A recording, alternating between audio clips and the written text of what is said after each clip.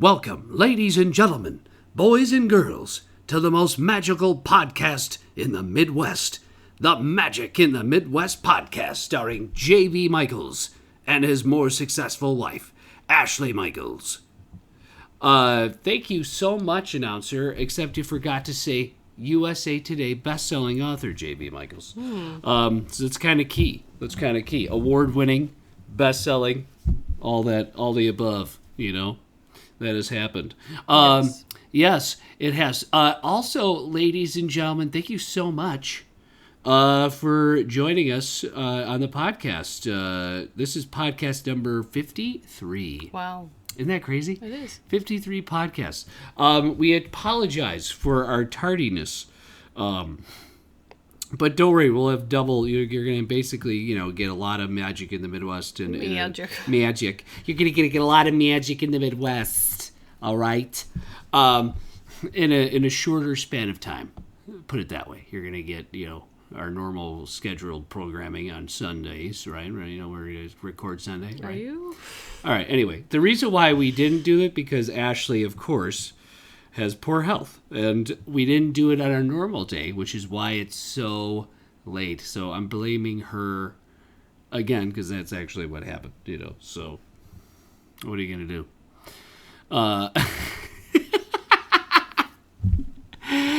But anyway, so remember, I told you, and it still stands, that every time we're late, it's mostly because of Ashley's health. She's okay, guys. She's okay. Don't worry. Don't worry. She's not, chronically ill or anything, Well, maybe she is. But, yeah, she's, shaking her head right now. But, yeah, 53 podcasts. Oh, okay. 53 podcasts. And I just have to say, people, thank you so much for supporting us. I know what we noticed in our data when we break down the downloads, and we've talked about this in the past, just not super much, is that people do listen through our podcast. They go back as far as they can, and they definitely use it. They definitely listen through, which makes us feel good, like we're on the right path, right? So, special shout out to our Bandcamp subscribers too. We have a lot of Bandcamp subscribers, and it's growing. So thank you so much to them for supporting us. For as little as $3 a month, ladies and gentlemen, you can help kind of support the podcast and get exclusive episodes, additional Magic in the Midwest podcasts. That are just exclusive to Bandcamp only. So thank you so much. Ash, you got any housekeeping to take care of? Yes, I just wanted to give a quick plug to our girl Emily over at Magical Mouse Travel. She is a vacation planner, and we met her through the podcast. Actually, we haven't met. I always say that. But she is super great, super knowledgeable, and I really just love her. She's awesome. So if you're thinking of booking a vacation, you can reach out to her. Like I was saying, she specializes in Disney and Universal, but she can book all travel, including cruises and all-inclusive resorts. And when you work with her, that's at no additional cost to you, of course. And then she can help you with all the other things that come along with booking a vacation, which is, helping with dining and fast passes, and will also monitor for savings. And she can also hook you up with some airport transfers, and she can create a customized itinerary for you and your family. And when you work with her, she'll give you a no obligation quote. So you can reach out to her via email at emily@magicalmousetravel.com. And then, I don't know what you're trying to... Just showing you the hours. The hours. In the middle of something. Yeah. And then she also let me know that they announced food and wine over at Epcot, which will be running from July 15th to November 20th. Is that a longer than normal time to do it, or no? Wait, it's always what? Say that again. July? July 15th through November 20th. That is absolutely Epcot Food and Wine. That is absolutely insane. Right? to Okay, me. I thought it was long. So, yeah. A But I mean, strictly it's definitely fall event starts in July now. yeah. I wonder When did it used to start? My gosh, it used to start in September. Yeah, okay, that's what I thought. And when it first was around, it would be just in October. Just October. Yeah. Well, I mean, I feel like now Epcot just basically has some sort of festival happening at some point, and there's like maybe a day between. You know what I mean? Like right now is Flower and Garden, right? Or has it started yet? Yeah, it has. One thing we've noticed. Are you not? I'm commenting on what you're saying. Yeah, Flower and Garden Festival. Well, no, it's festival. If you're going In annually, order. Okay. of January to January, it's Festival of the Arts, then Flower and Garden, then Food and Wine, and then it's the holidays celebrations. See, I feel like food and or Festival not food of and the wine, but I holidays. feel like food and wine for sure is what comes to mind for most people. They like going around and having the food and the wine from all the different countries and areas that they have set up. But I feel like this has grown so much over the last few years because this is my theory that so many people have relocated to Florida. And a lot of people are becoming annual pass holders. Like, you're kind of seeing this, like what you see in Disneyland happening in Disney World on a smaller scale. But these people that just want to go into the parks and aren't necessarily there for the rides and just want to go to the festivals all the time. One thing I've noticed, and if you guys don't, one thing we're going to do is we're going to shout out to, podcasts and great Disney people, just like Emily at Magical Mouse Travel. But, if you are interested ever, touringplans.com, is run by, this brilliant programmer, Len Testa. And if you're a numbers geek like me, he's awesome to check out. He does this. His big claim to fame is the subscription model and, of course, the crowd calendar. And basically, he's just figured out a way to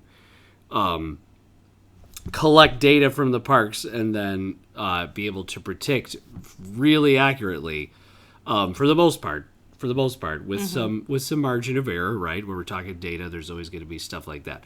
But the crowd calendars, and one thing we've noticed when we look at the crowd calendar, because we could just look at it all the time, I think it's $15 a year, and you get access to, the touringplans.com, and they generate touring, Disney plans for you, blah blah blah, whatever.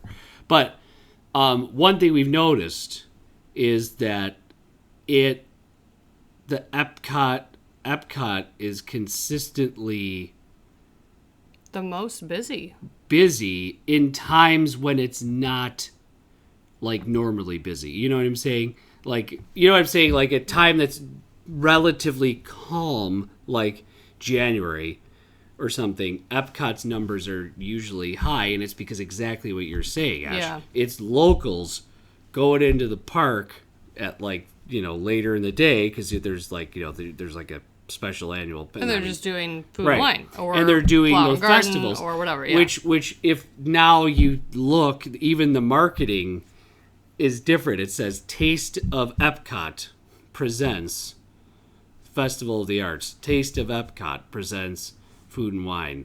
Yeah. Taste of Epcot. So everything is like this. It's become so much of a thing. That there's basically going to be festivals all the time in the World Showcase, which is fine. My personal favorite is Flower and Garden. I just think the topiaries, the beauty of it, and it's not, there's food, of course, in those kiosks and stuff too, but for me, that's the prettiest. Food and Wine was notoriously known for, not notoriously, but it was known for its concerts. Yeah. Concerts, and then of course all the food and wine. I've also heard that there's more. World Showcase is already sort of known for this in some capacity, but food and wine, people kind of maybe being overserved. Yeah. Kind of going there. Maybe they're appealing to a younger crowd that's like Right. just there. I mean, like, in they're their 20s. making bank off. I mean, it's smart for them to do that. If you're a local, I mean, I think that it's kind of known in Orlando as the locals park. You're going to go to Epcot more Yeah. often than all the other Yes. parks, probably. But yeah, when she sent that, I was like, oh my gosh, is wonder- that a super long time? 'Cause I feel like it wonder was- if when Epcot is rejuvenated, when everything is done, construction-wise, because they're pouring like maybe it won't be as much. a lot of money into Epcot, maybe they'll scale back all of these festivals. But I don't know. You know what's I don't interesting think so. to me, though, and obviously the festivals have to be mainly, well, Food and Wine has to be in World Showcase. I mean, it makes more sense. But it's like you're kind of cluttering up the side of the park that's already cluttered. Right. And, like, leaving the other part of the park just, like, you know, how it is. It's like test track, soaring. Has Emily at Magical That's Mouse it. Travel talked to you? Has she had anybody complain to her about the Harmonious barges? She has not mentioned, but I will ask her. Ask her. Yeah. From what I hear, and from my buddy, That was just there. who's just there, we have good friends that were just in Disney, and they said those things are just huge and just ugly. You know, they block I the mean, view. I regardless of what they produce, to me, it's a misstep. I'll just be honest. I just think there being a giant barge is a misstep. Right. I mean, the whole point of the way it's designed is that no matter what country you're in, you can go to that inner part and look out on the water. Yeah. And it's a pretty view. Yeah. Not anymore. There's giant metal barges. Yeah. So I just that's think that's... interesting. I think I'm going to say they're dumb. catching a lot of flack. Well, they because of should. this. But anyway, so we digressed a little bit, but Yeah. we were just kind of giving ourselves some giving a little update and current news and what you can expect if you want to go to But yeah, Disney. Food and Wine. July July Maybe we're gonna to have again. November. July 15th through November 20th. It's pretty much half the year. How many months is that? It's a lot. 7 to 11. That's 4 months. Yeah. That's 4 months of a. Oh wow. Anyway. I mean, really, it's 5 months. July, August, September, October, November. Well, 4 months, I guess. Yeah. It's really weird. Definitely. It's really weird to me that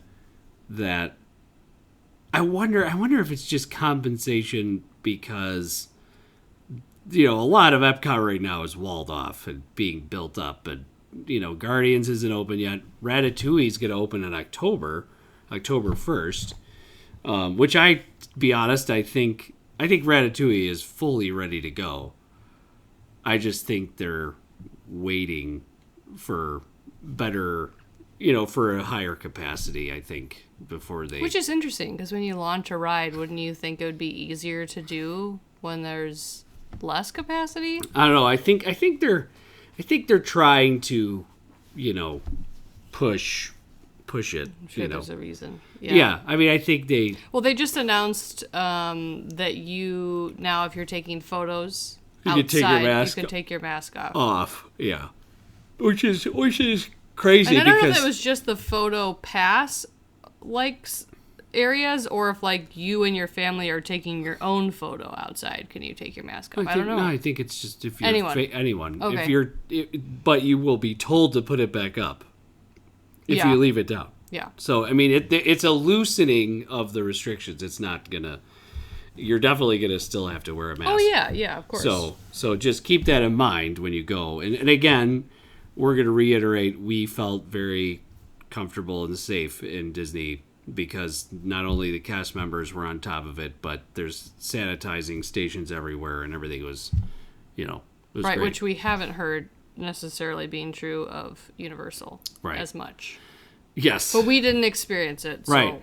So speaking of Universal, we're going to head back, Ash, into Universal's Islands of Adventure. Side note, real quick. Yeah. Movie night this past week, we watched Chamber of Secrets. Yes. Yeah. It was so good. Harry Potter and the Chamber of Seeks of Secrets. And that was your pick, right? It was my pick. Who's next? Is it my No, turn? It's my turn, right? What did we watch before that?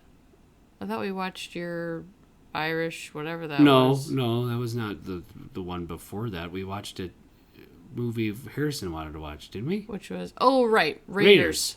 Yeah, so it's my pick. Did we watch Raiders? Yeah, we watched Raiders. We did. Okay. He said he wanted to watch Raiders. Don't pick something dumb. We're gonna. I think I'm gonna pick The Mummy. Universal's The Mummy. I think he'll like that. Similar Brandon to Fraser. Yeah. Similar to. That's the movie I saw on the first date I ever went on in my life. That is super cute. First We're totally date watching movie. it. We're totally watching it. Wait, with who? That depends. His name was John. Oh, okay, whatever. Yeah. Anyway, I don't think I went on my first date then. I'm just gonna. It was like 7th grade. Death. Anyway. We held hands. Right. That's cute.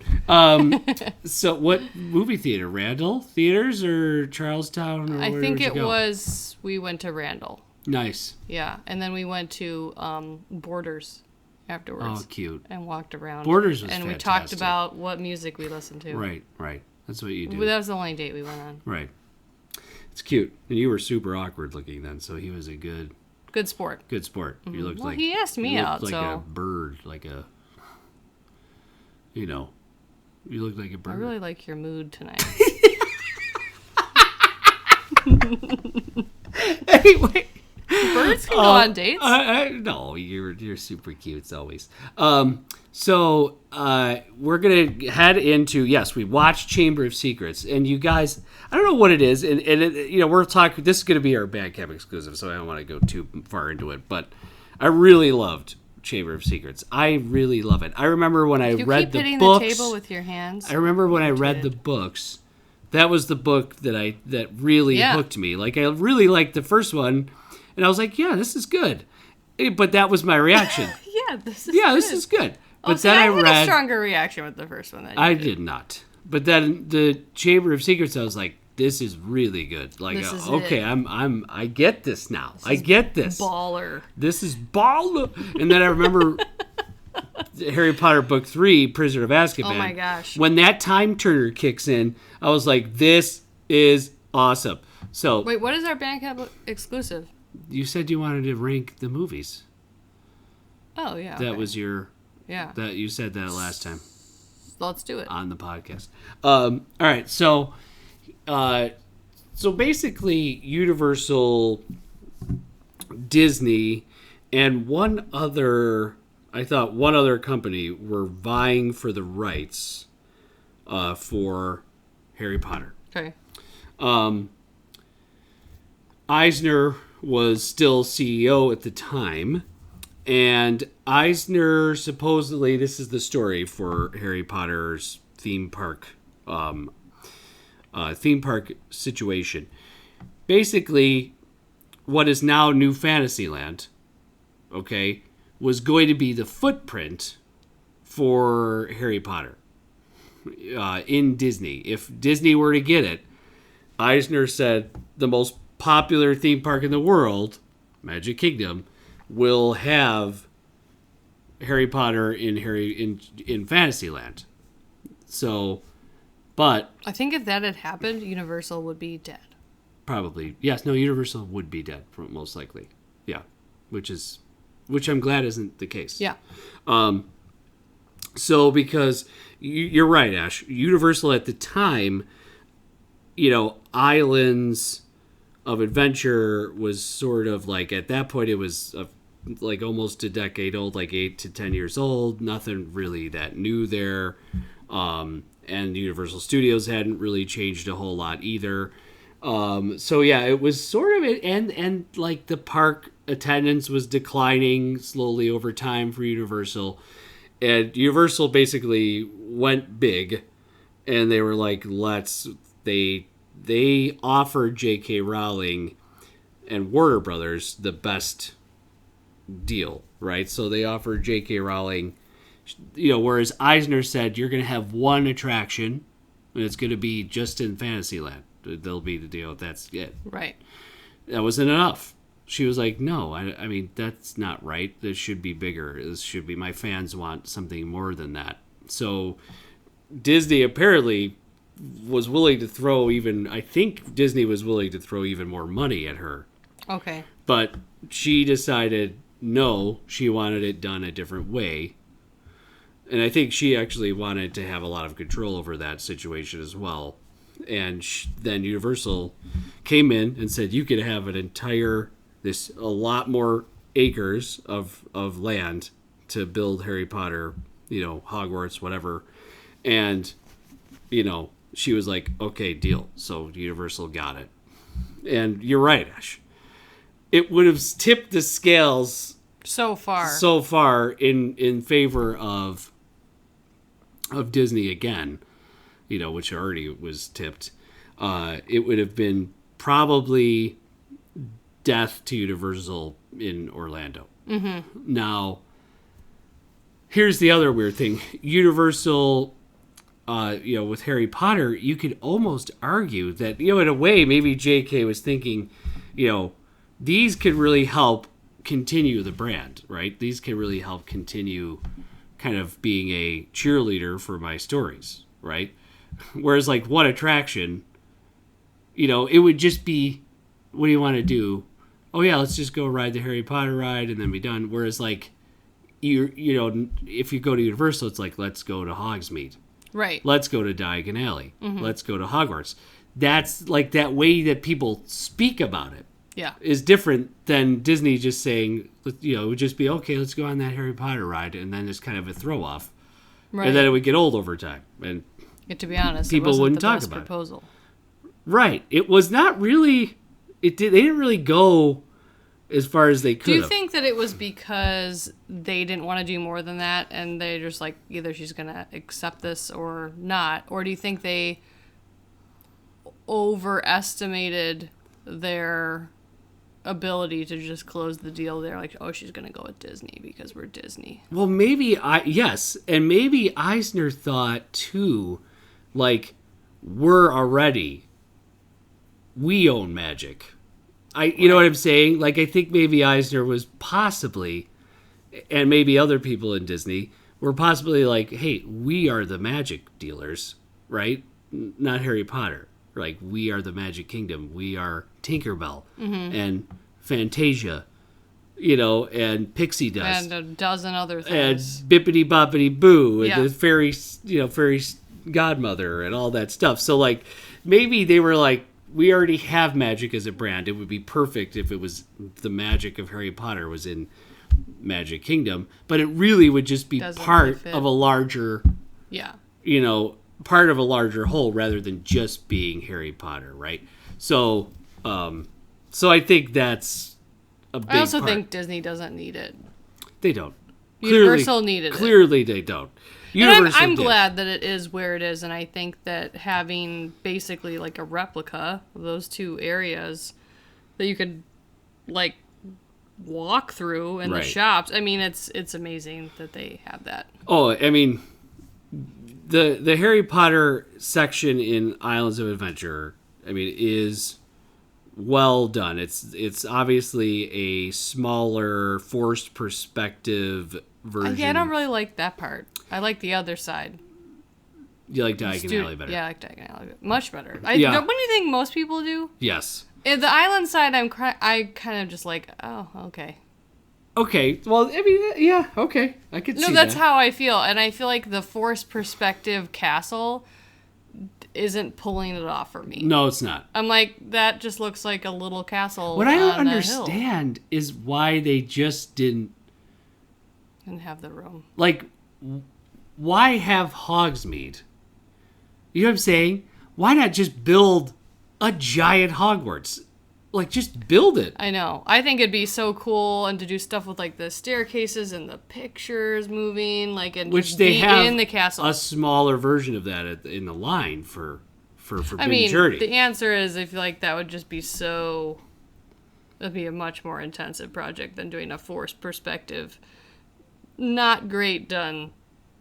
Castle. I've never been impressed with that. So ever. what you're saying? I don't even think of that as Harry Potter. I think of Diagon Alley as Harry Potter. I don't care about the other part. Clearly underwhelmed by the physical structure of Hogwarts at Universal Islands of Adventure?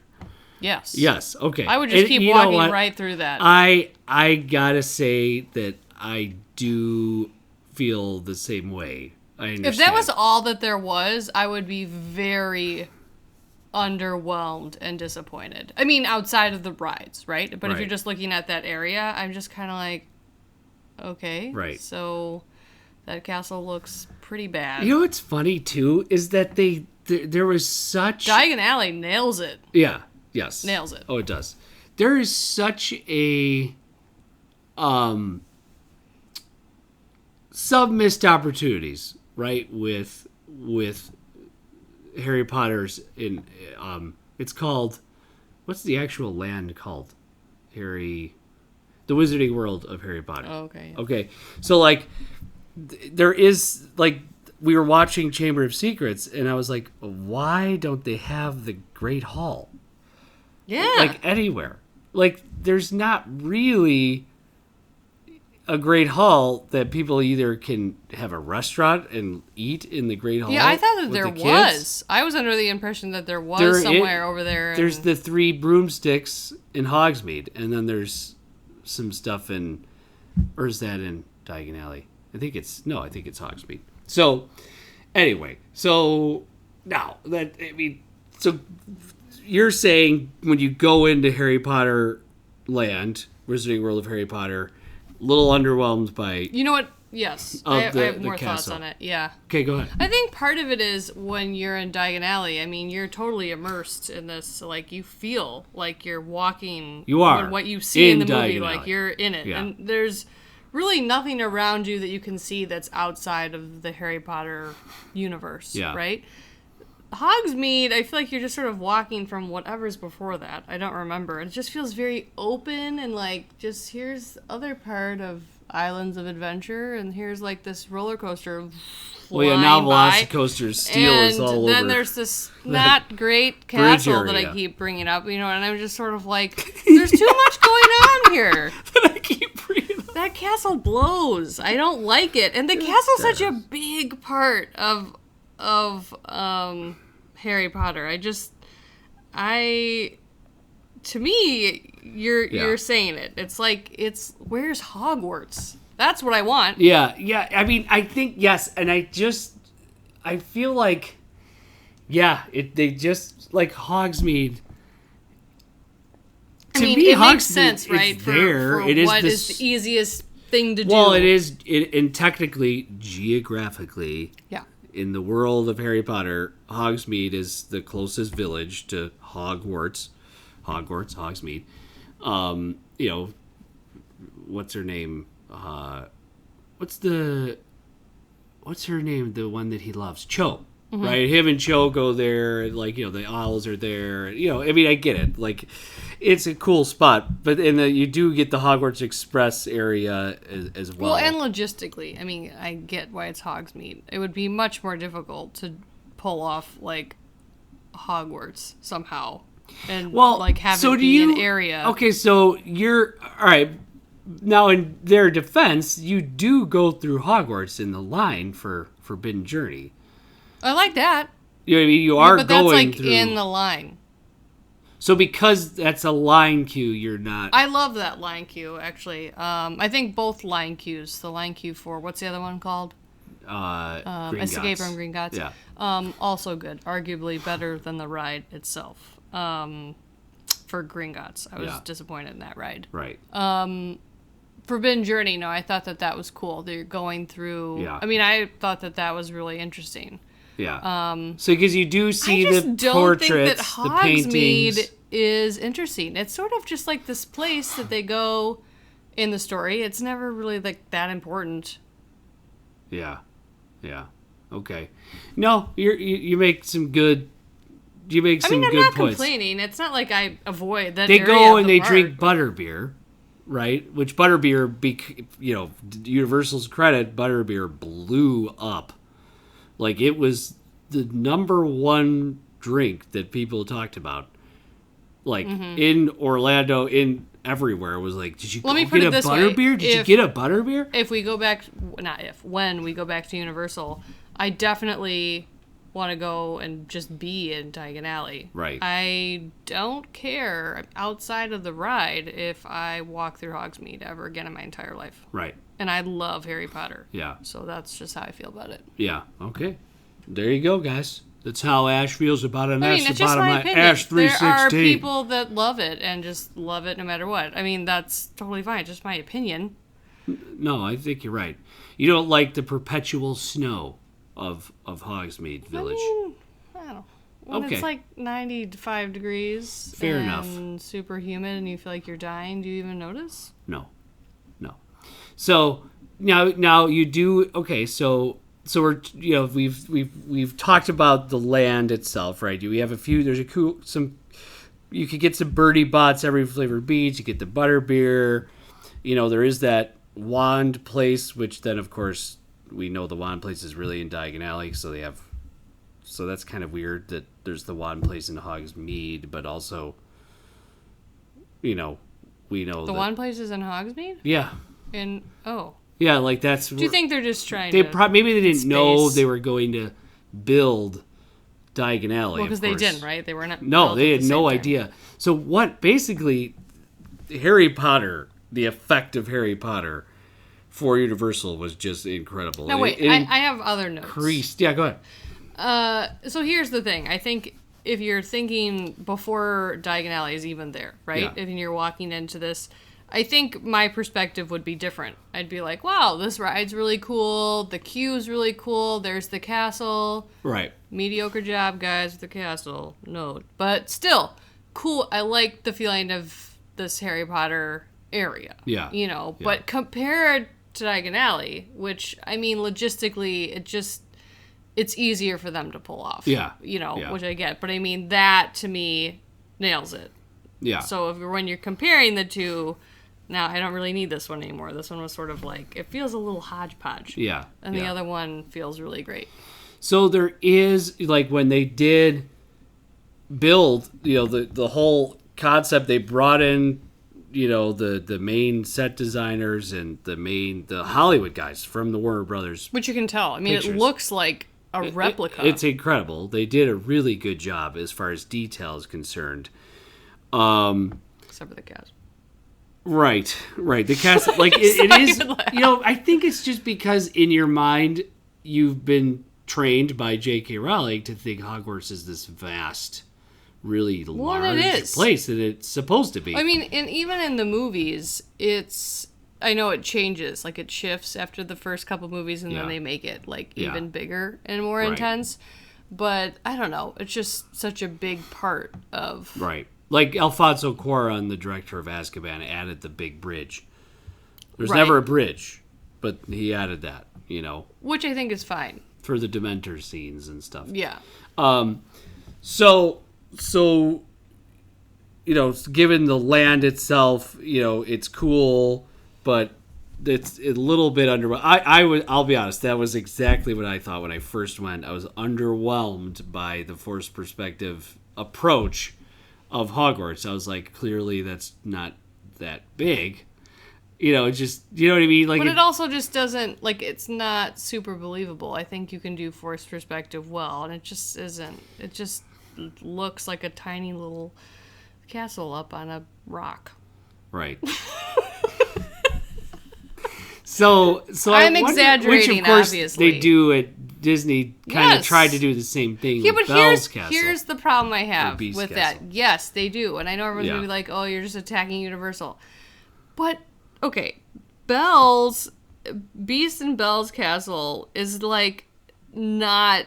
This is like one thing in Magic Kingdom in Fantasyland. You're building like the wizarding world of Harry Potter, and the castle is this tiny little thing in the background that's not well done. Yeah. You should nail that.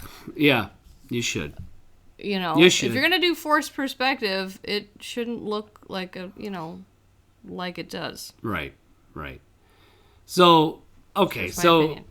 yeah, I mean, but then I think, where you have that external facade, I think they do make up for it in the line queue. I mean, you get the greenhouse area with, what's her name? The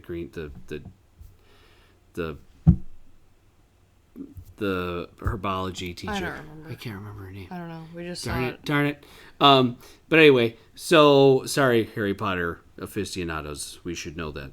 But you do get some cool spots that like they did hyper detail. You get the painting, the portraits that move. You get those cool holograms of Harry, Ron, and Hermione.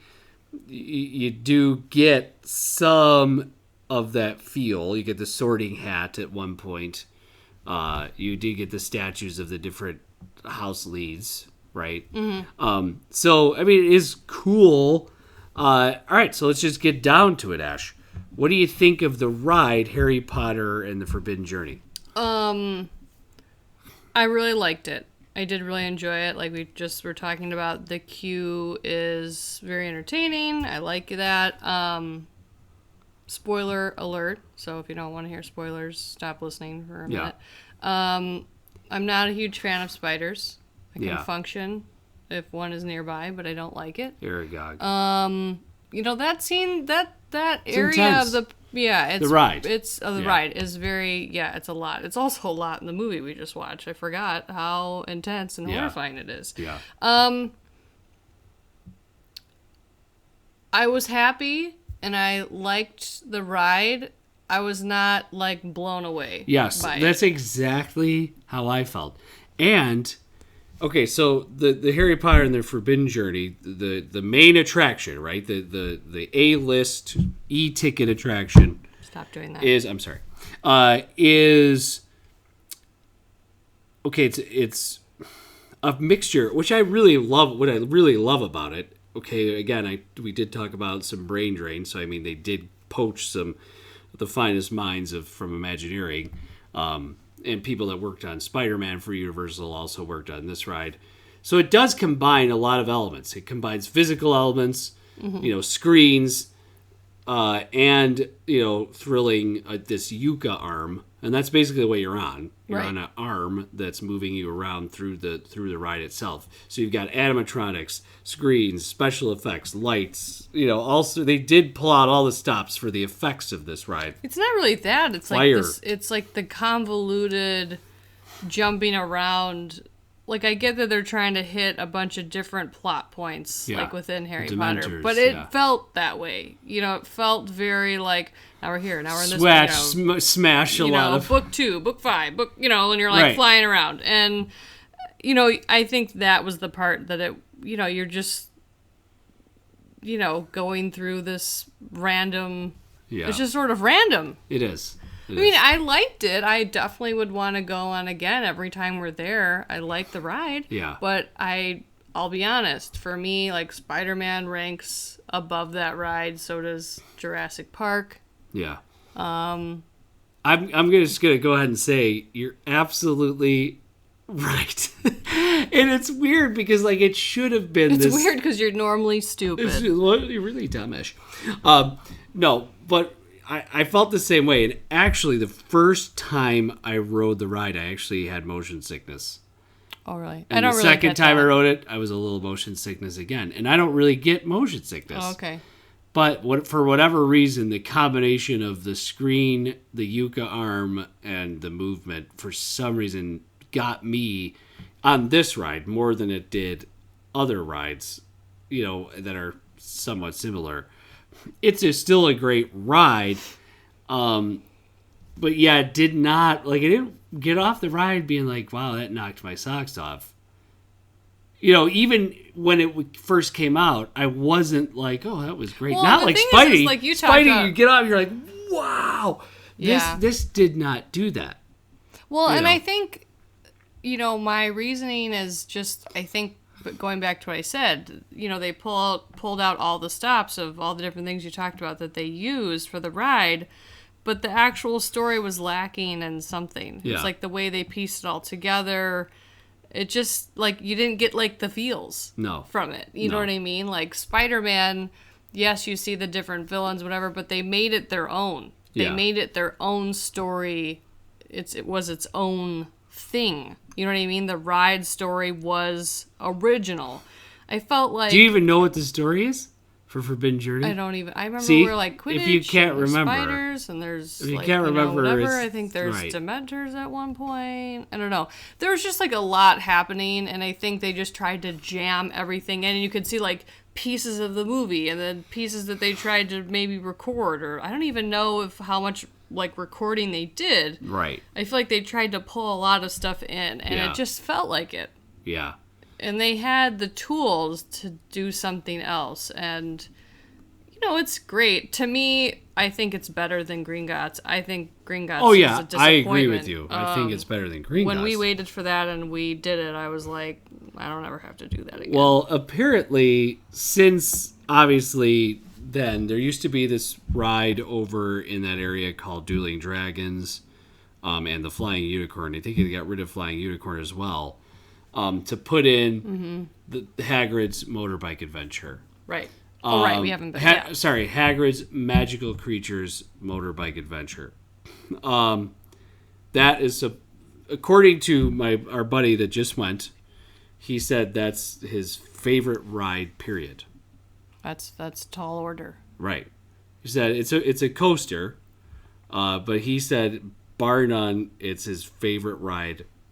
Interesting. 100% is what he said. Yeah, we haven't done it. So Universal apparently has delivered possibly one of the better but if rides. they have, For right, Harry Potter. if he's right, and I feel like a lot of people agree, even if it's not their favorite ride of all time, it's up there. Everyone lists this ride as like amazing. Yeah. But think about what I'm saying. It's a ride that this isn't something that like happens in the movie and they're like mirroring it exactly. They took an idea from the Harry That's a Potter great point. universe and they made it their own. That's a That's really good point, what Ash. makes it. Yeah. I Instead mean, of same with Flight of Passage. It's not mirroring what happens exactly in the movie. They No. took a concept from that and made it into their own thing. Yeah. And that's what makes a great ride, I Yeah. think, most of the time. okay, good. Okay, good. So you're saying a conceptual standpoint is better than like a note for note recreation of a IP. Yeah, I Okay. think, I mean, and obviously it makes sense that generally will cost a lot more money. It takes a lot more brain power and creativity. Yes. So that's why they can't do it all the time. I will say I'm very impressed. I was very impressed on Forbidden Journey with the sequence of the dragon from Goblet of Fire. Yes. The Norwegian Ridgeback, I think. Isn't that what it was? That was awesome. The fact that he's like on the screen and then we go into the tower and like he's there and there's a fireball and like he's still stalking us and going after us, the dragon. That was my favorite part of Forbidden Journey. Yes. And to be fair, I've only ridden it one time. Right. So I don't remember a ton, but that should tell you something. Right. When I went on Flight of Passage once, I remember almost all of it. Yeah. And Rise of the Resistance, I remember Right. almost all of it. So, we'll have to, your Those are just my sister thoughts. also absolutely She raved did. about Hagrid's. She did. She's like, that is the most amazing ride I've ever been on. 2 people have said that. Yeah. She was just like, it's incredible, you guys. That's how she talks. That's how she talks, you guys. She says that a lot. So She does. She does. So, all right. So why don't we give our review of Forbidden Journey? Let's just give the score. I'm like a 7 or... Yeah, I don't know. You go. You always make me go first and then you copy me. All right. I'm going to give, because of that dragon sequence, I'm bumping it. I'm probably going to bump it to an 8 out of 10. Okay. I do think it's great. I think it's great. It's not, it's for what's awesome. But what I really love is that the books are still the best part of the Harry Potter franchise. You know what I'm saying? Yeah. The I books don't think anyone would are the argue best, with and it that there. is really important for me because I write books. So that's definitely the case. But I would give it a solid 8, only because of that dragon sequence and the line cue. The Hogwarts, like, you do get you do get some feels when you're in line for the ride. You do. So I'm going to give it an 8 for that overall experience. What do you think? I'm still going to stick with 7. Yeah. I love the Okay. line queue. That's fair. Honestly, I only kind of remember bits and pieces of the dragon Yeah. thing, just because I've only done it that one time. But yeah, I mean, just the story for me didn't totally. You're right. You're total. I mean, yes. to me, just pick a sequence. We don't need to like do this. I mean, I know spiders, whatever, but then like just make it about the dragon. Make it about and I get why they're maybe tentative to do that. Do we just want to pick book 4 and that? But I think it would be stronger. Look at you're taking Hagrid on a motorbike. How minuscule of a thing is that, and it's everyone's favorite. Yeah. It doesn't have to be like hit all the big points. Right, because it's a different thing. It just is a different format. And I think Gringotts should have totally just been like a dark roller coaster. Yeah. I think they missed the mark trying to make the it screens and all that. Again. And yeah. I actually enjoy Gringotts, I think, a little better than you did. But that's for when we get to studios. But so I give it an 8, you give it a 7. Mm-hmm. Do you want to give the Harry Potter Islands of Adventure area a score, like the actual area? If you were just to say, I just don't remember 6, it super well. 5, Yeah, I mean, no, 5. not 5. I would say 6, 6-ish. I'm gonna say 6 too. Yeah. It Diagon Alley, I'd give it 10. 10. I think it's a 10. Oh my gosh. I could just stand in there. Like, that's what we did a couple years ago. We stood, we went into the shops and everything, but it was during HHN, and it wasn't very busy. Yeah. And we just stood out there and shared a butterbeer. Yeah. And it was great. Yes. And I could have just stood in there for a while. Yeah, I got you. I totally understand. So, all right. So, ladies and gentlemen, we give it, we give The Land a 6 for Wizarding World of Harry Potter. And we give a 8 for me for the Forbidden Journey and a 7 for Ash. And next time we'll go a little bit more in depth with the next part of Islands of Adventure. We could talk a little bit about the Hogwarts Express, I guess, but I mean that's a connection to studios. We'll talk about that next time. Yeah, we'll do that a different thing. We'll do it a different way because we still have a little bit of Lost Continent and then Seuss Landing to talk about. But all right, ladies and gentlemen, from the Midwest. See you later.